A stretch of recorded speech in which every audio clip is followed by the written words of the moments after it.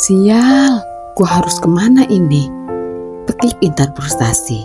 Ia pun berjalan di trotoar sembari berpikir apa yang harus ia lakukan sekarang. Tiba-tiba teleponnya berbunyi. Buru-buru Intan menjawabnya. Wajahnya langsung sumringah karena ia merasa masih ada harapan baru. Mawar adalah salah satu teman terdekatnya di tempat kerjanya. Dia pasti mau membantu. Halo? Tan? Ya, ada apa, War? Hei, lu dicari Pak Rangga? Dicari Pak Rangga? Kenapa? Ya elah, masa kagak sadar? Apaan emang? Lu kan gak masuk kerja tadi pas shift siang. Ngilang gitu aja. Telepon gak dijawab, izin enggak. Gua sakit. Sakit? Masa? Model Pak Rangga mah gak bakalan bisa dibohongin. Dia pasti minta surat keterangan sakit dari dokter. Gue lagi ada masalah, War. Ada masalah apa? Ceritanya panjang. Intinya gue sekarang jadi gelandangan. Hah? Gue gak punya tempat tinggal. Terus sekarang lu di mana? Di pinggir jalan, lagi duduk di atas koper sembari ngeliatin lalu lalang jalanan. Ya Allah, lu mending ke tempat kerja aja deh. Siapa tahu Pak Rangga bisa bantu. Kan ada mes buat para karyawan. Siapa tahu masih ada kamar dan lo bisa tinggal. Lagian Pak Rangga dari tadi siang cariin lo, tahu nggak? Emang ada yang kosong ya kamar mesnya? Setahu gue sih udah penuh. Cuma ya kali aja ada tempat mes lain yang bisa lo tinggalin. Walau tempatnya agak jauh dari mes yang gue tempati, yang penting lo punya tempat tinggal. Iya bener, yang penting gue punya tempat berteduh malam ini. Atau minimal sampai gue gajian dan cari rumah kos murah. Iya bener Tan, buruan kesini. 25 menit kemudian Intan sudah ada di supermarket tempatnya bekerja. Ia masuk lewat pintu belakang dan langsung berjalan menuju ruang store manager. Intan mengetuk pintu. Masuk. Suara Rangga terdengar jelas dari dalam hingga keluar pintu. Pria berusia 33 tahun itu terkenal berhati dingin dan tidak gampang kasihan. Kurang empati dan minim simpati, walau wajahnya selalu tersenyum dan tampak sangat ramah. Duduk. Malam, Pak. Malam? Kamu kenapa nggak masuk tadi siang? Kamu kan shift 2, jam 1 siang sampai jam 8 malam. Terus kenapa kamu baru datang jam 8? Mana nggak ada izin lagi, nggak ada kabar. Maaf, Pak. Saya tadi habis kena musibah. Ya saya mah nggak mau tahu, Tan. Itu mah urusan kamu. Kewajiban kamu kan kerja. Kalau kamu sakit, kamu pasti sudah ada di rumah sakit dong. Gini Pak, intinya saya diusir dari rumah saya sendiri. Jadi saya tadi ngurusin itu. Dan apa? Dan saya nggak punya tempat tinggal. Tan, saya turut berbelasungkawa kamu kehilangan tempat tinggal. Tapi masalahnya itu bukan urusan saya. Dan hutang piutang kamu itu jangan sampai bikin rusuh tempat kerjaan. Intan jadi bingung dengan maksud kata-kata Rangga. Hutang piutang yang bikin rusuh kerjaan. Memang apa ya Pak? Saya mah nggak punya hutang kok. Dari kemarin saat kamu off, telepon penagihan dari pinjol nagih ke nomor telepon teman-teman kamu. Ke telepon saya, bahkan ke telepon kantor pusat. Itu telepon terus ganggu sampai hari ini. Katanya kamu punya utang sekitar 45 jutaan ya?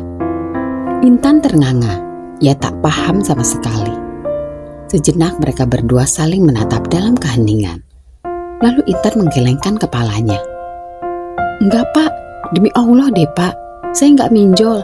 Apalagi sampai daftarin nomor Bapak dan teman-teman yang lain untuk jadi jaminan begitu. Lah, buktinya itu ada yang telepon ke saya, ke teman-teman kamu, bahkan ke kantor. Sumpah Pak, enggak, saya nggak minjol. Dan yang telepon ke saya, ke teman-teman kamu, dan juga ke kantor, bukan satu aplikasi pinjol aja, tapi ada 5. Hah? Astagfirullah, yang benar Pak. Rangga mengeluarkan ponselnya, menatap layarnya sejenak, dan kemudian memberikan ponsel itu pada Intan. Ini, lihat, ini kamu kan, data kamu disebar ke saya. Foto KTP kamu dan foto saat kamu daftar pinjol disebar ke saya dan juga ke teman-teman kamu. Masih nyangkal ya kamu? Intan menatap layar ponsel Rangga. Sepasang matanya menatap Nyalang dan ia membisu sedikit lama karena masih gamang dengan keadaan ini. Ia sungguh tidak pernah pinjam utang ke aplikasi pinjaman online. Jadi, dengan berat hati, Rangga menghela nafas panjang dan dalam, lalu menghembuskannya perlahan.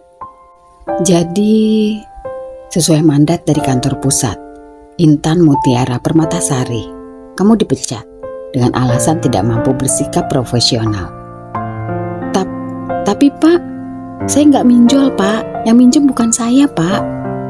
Intan, sudah deh jangan ngeles lagi, buktinya banyak.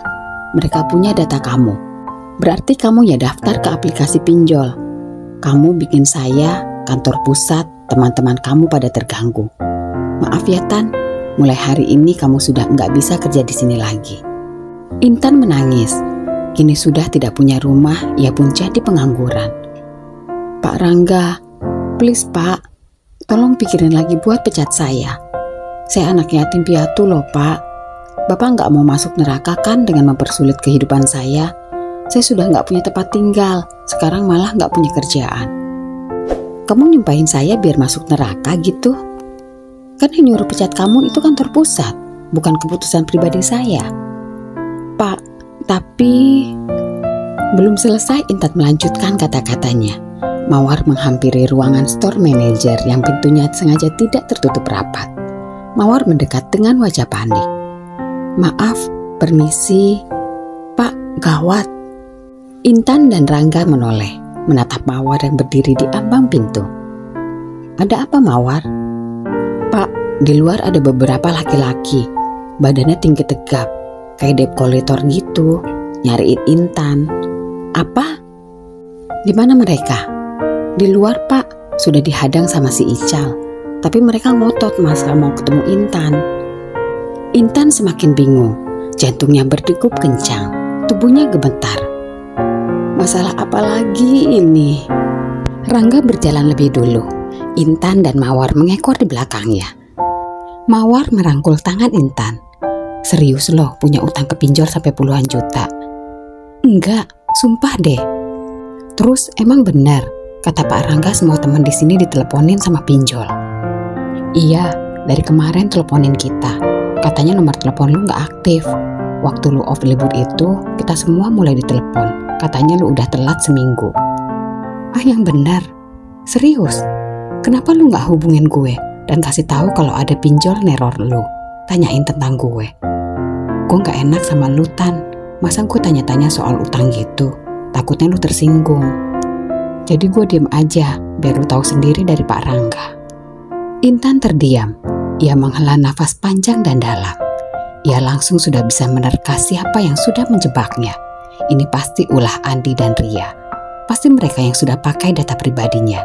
Dan entah bagaimana caranya, bisa-bisanya ia yang harus bertanggung jawab atas semua ini. Gua harus telepon Andi. Andi, cowok lu itu. Intan tidak sempat menjawab pertanyaan Mawar, kan begitu antusias menelepon Andi. Ia harus mengkonfirmasi ini semua. Apa yang sudah dilakukannya ini sudah sangat jahat. Bahkan ia belum sempat menanyai tentang hutang Andi ke Herman dan kenapa surat sertifikat kepemilikan tanah dan rumah milik mendiang orang tuanya digadaikan. Sudah muncul masalah baru. Intan mengusap layar ponselnya dan hendak menelpon Andi, tapi ujung matanya bisa melihat Rangga yang sedang menghadapi 3 orang debt collector pinjol yang berwajah sangar. Tan, mereka liatin lu. Semoga aja Pak Rangga bisa menghandle masalah ini. Udah, jangan terus ngeliatin ke arah sana. Intan menelpon Andi, tapi sepertinya teleponnya sudah diblokir. Kontak di aplikasi WhatsApp pun juga diblokir Andi. Ria pun demikian. Sialan, brengsek. Intan merasa putus asa, terjebak dalam belenggu masalah yang tidak kunjung berhenti. Beberapa kali Intan menelpon Andi, beberapa kali juga panggilan teleponnya hanya dijawab oleh mesin otomatis. Beberapa kali mengirimkan pesan, beberapa kali pula pesan chatnya tidak terkirim. Dia harus menemukan Andi secepatnya. Namun belum juga ia melangkah, Rangga sudah kembali masuk ke dalam supermarket. Intan, kamu ikut ke ruangan saya. Dan kamu Mawar, lanjutkan pekerjaanmu. Buat dirimu jadi lebih berguna. Siap, Pak. Intan kembali mengekor di belakang Rangga. Pak, Yang tadi gimana? Orang-orang tadi gimana, Pak? Pak Rangga udah sukses ngusir mereka kan? Rangga tidak langsung menjawab. Ketika ia dan Intan sudah berada di ruangannya kembali, ia mengeluarkan beberapa lembar uang ratusan ribu dari berangkas, kemudian dimasukkan ke dalam amplop, lalu menulis sesuatu di atas selembar kertas notes dengan cepat. Ini. Apa ini, Pak? Sisa gaji kamu. Raut muka Intan langsung muram. Saya jadi dipecat. Bapak tega. Saya lagi kesulitan, Pak. Intan, kalau saya tega, gak bakalan saya tolongin kamu tadi. Saya udah berhasil nyuruh 3 DC itu pergi. Itu masih 1 pinjol yang buat rusuh. 4 aplikasi pinjol yang lain belum datang ke sini untuk cariin kamu. Saya gak mau supermarket ini jadi tidak nyaman karena masalah kamu. Jadi memang benar apa yang sudah diputuskan oleh kantor pusat. Kalau kamu diberhentikan dari pekerjaan ini. Kami memutuskan kontrak sepihak karena kamu sudah melanggar privasi perusahaan dengan memberi nomor rekan kerja dan mengganggu sistematis pekerjaan. Intan langsung lemas tak berdaya. Ia bagai terlempar ke jurang dalam. Sendirian dan gak tahu lagi bagaimana caranya keluar dari jurang. Gak tahu lagi bagaimana menyelamatkan diri dan bertahan hidup. Maaf ya Intan, bukannya saya tega, tapi peraturan tetap peraturan. Intan akhirnya mengangguk, lalu ia membuka amplop dan menghitung isinya. Hanya ada 300.000 rupiah. Kok segini, Pak? Kamu lupa ya, kalau kamu banyak kasbon di perusahaan. Semua sisa utang kamu digabung, dibayar pakai gaji kamu yang bulan ini dan juga pesangon. Kalau dihitung dari terakhir gajian, kamu baru kerja selama 2 minggu aja. Dan kamu baru kerja selama 2 tahun. Jadi pesangon kamu nggak banyak. Kalau kamu nggak percaya, hitung lagi sama catatan yang saya tulis di kertas not tadi. Di sana ada hitungannya. Ya udah Pak, saya pergi. Terima kasih. Ya, sama-sama. Lebih baik kamu tinggal di rumah paman, bibi, atau nenek kamu. Masa kamu nggak punya satupun keluarga di dunia ini? Intan menghela nafas dengan raut muka lelah. Rasanya ia ingin memberitahu Rangga kalau dia memang sebatang kara di dunia ini. Tapi kayaknya bakalan percuma. Mengingat Rangga, store manager tokonya ini sama sekali nggak bakalan kasihan.